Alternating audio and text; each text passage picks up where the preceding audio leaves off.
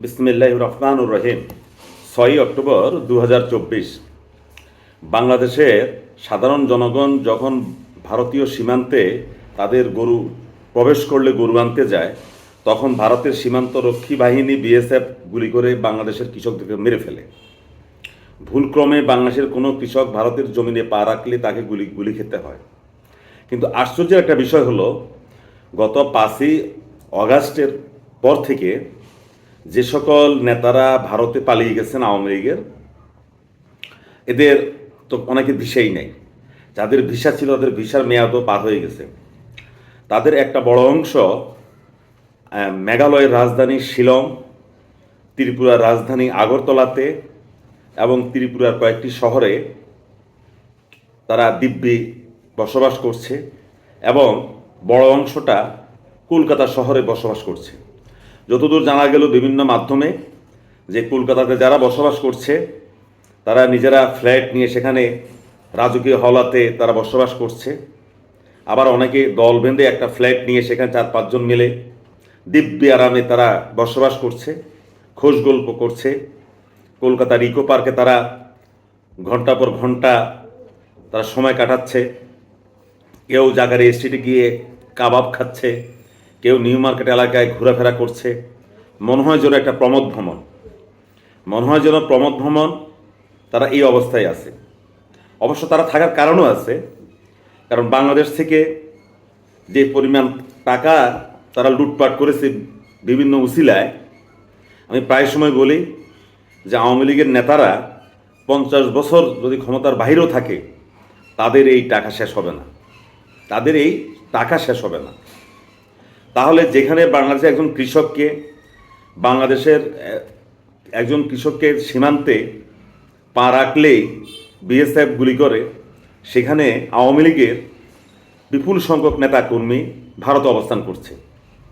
ভারত সরকার তো জানে, এই যে এরা ঘুরছে ঘাটছে সবাই তো জানে। তাহলে ভারত সরকার কেন তাদেরকে অবৈধ অনুপ্রবেশকারী হিসাবে গ্রেপ্তার করছে না? এটা একটা চিন্তার বিষয় এবং আলোচনার বিষয়। আমরা প্রায় সময় দেখি, যেমন গত সপ্তাহে দেখলাম ত্রিপুরা রেল স্টেশনে 4 জন দরিদ্র বাংলাদেশিকে তারা অবৈধ অনুপ্রবেশকারী হিসেবে তারা পুলিশ গ্রেপ্তার করেছে। প্রায় সময় খবরগুলো শোনা যায়। তাহলে এই যে এত বিপুল সংখ্যক আওয়ামী লীগের নেতা কর্মী অবৈধভাবে ভারতে অবস্থান করছেন, এদেরকে কেন অবৈধ অনুপ্রবেশকারী হিসাবে ভারত সরকার গ্রেপ্তার করছে না?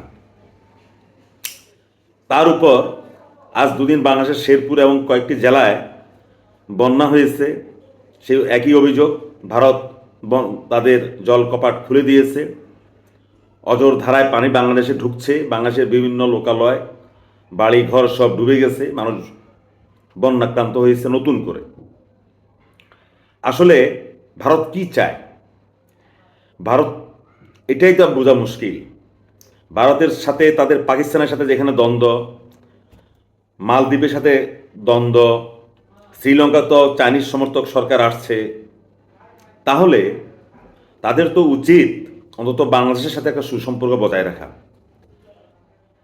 বাংলাদেশের মুক্তিযুদ্ধে ভারতের এত অবদান, এত সাহায্য সহযোগিতা, এত কিছুর পরেও যে ভারতের যে বর্তমান সরকার আছে, তারা বাংলাদেশের জনগণ বা জনগণের যে মনোনীত